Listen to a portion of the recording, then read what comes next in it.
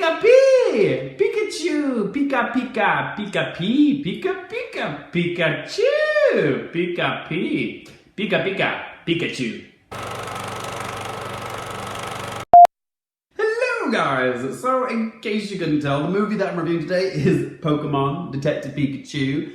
I've heard a lot of people praising this film. Seriously, a lot of love for this film on Twitter, and so it raised my hopes that there might actually be a video game movie adaptation that's actually good. Can such a film exist? I'm like the last person in the world to actually see this film, but I still wanted to review it because Pokemon was a big part of my childhood, and yeah, I was curious to see if this film could actually break that curse. But now that I've seen the film, what did I think of it? Well, I don't know if it necessarily breaks the curse, but maybe it's wounded, because I had a good enough time watching this film. It was passable enough entertainment, but I don't necessarily think this is a film that we should be saying this is the standard of video game movie adaptations that all of the future video game adaptation movies should be compared to. It's putting that bar pretty low. I'd say it's quite average. I think, you know, even your grandma could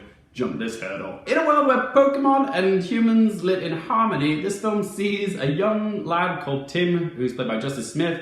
He's an insurance salesman, and then he learns of his father, who is a detective, has died, and he goes on this journey with his dad's partner, who was an adorable Pokemon Pikachu, who's voiced by Ryan Reynolds in this film, and only he can hear him. It's weird, but they go on this journey together to try and solve the mystery of what happened to his dad. Okay? So what did I like about this film?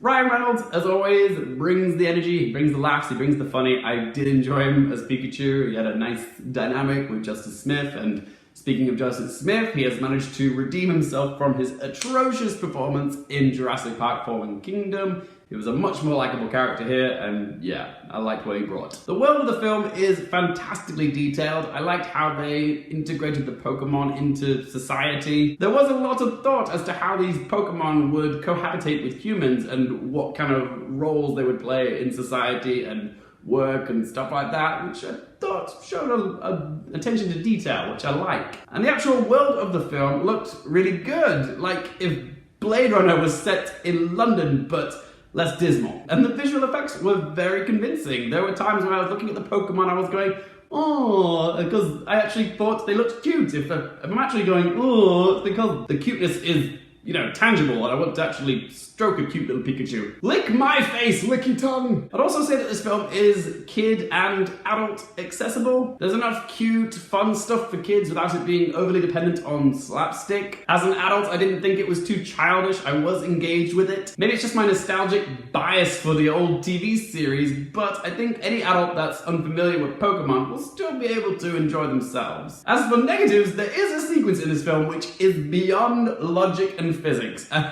it's like a mashup of Inception and 2012. I know it's not a real world, but there was just too much suspension of disbelief. The villain in this film is very standard, and their motives for their diabolical plans are naff. I also didn't get why some Pokemon could speak their names like in the TV series, like Pikachu and Psyduck and Jigglypuff. Pika-Pee! Sign, sign, sign. Jigglypuff.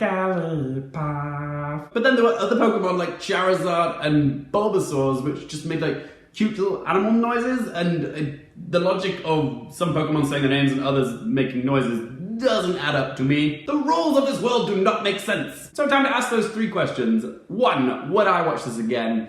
I'm not that big of a Pokemon fan, but I did have a good enough time watching this, but I wouldn't say I would ever feel the need to rewatch it. Question number two, do I recommend this though for you guys?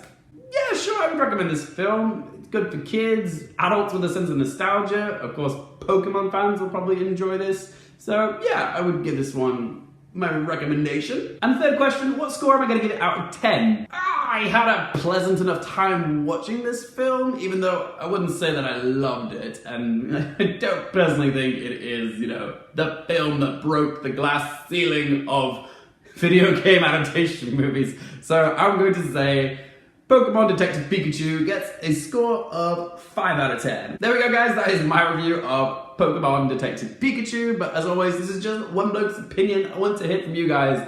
Have you seen this film? Did you like it? Did you not? Do you think it is the best video game adaptation movie that we've got?